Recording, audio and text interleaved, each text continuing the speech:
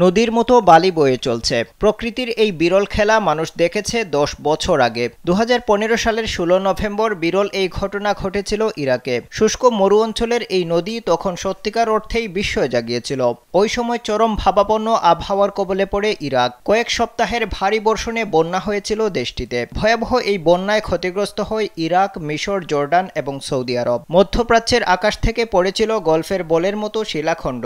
মরুর বুক চিরে নদীর মতো বইতে থাকে বালি। দেখে মনে হয় এটা বালির কোনো নদী, রীতিমতো শ্রুতুম্বিনী নদী। তীব্র বেগে বয়ে যাচ্ছে বালি। এদিকে শুষ্ক মরুর দেশ হওয়ার পরও সম্প্রতি সৌদি আরবে তুষারপাত হয়েছে। এরপর গেল সপ্তাহ থেকে টানা ভারী বর্ষণের জেরে ব্যাপক বন্যা হয়েছে দেশটিতে। বন্যার কারণে ইসলাম ধর্মাবলম্বীদের পবিত্র দুই শহর মক্কা ও মদিনায় ইতিমধ্যে রেড অ্যালার্ট জারি করেছে দেশটির আবহাওয়া দপ্তর, ন্যাশনাল সেন্টার ফর মেটেরোলজি বা এনসিএম। মক্কা ও মদিনার অবস্থান সৌদির পশ্চিমাঞ্চলে। এনসিএম এর কর্মকর্তারা জানিয়েছেন দেশটির পূর্বাঞ্চলও বন্যার পানিতে ডুবে গেছে। বন্যার কারণে অরেঞ্জ অ্যালার্ট জারি করা হয়েছে রাজধানী রিয়াদ, মধ্যাঞ্চল এবং দক্ষিণ পশ্চিমাঞ্চলীয় দুই প্রদেশ আসির এবং জাজানে।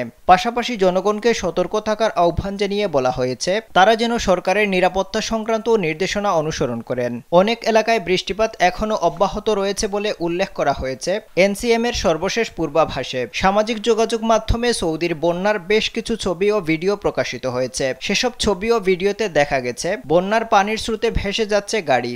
এছাড়া বিভিন্ন ভবনের একতলার প্রায় অর্ধেক ডুবে গেছে পানিতে।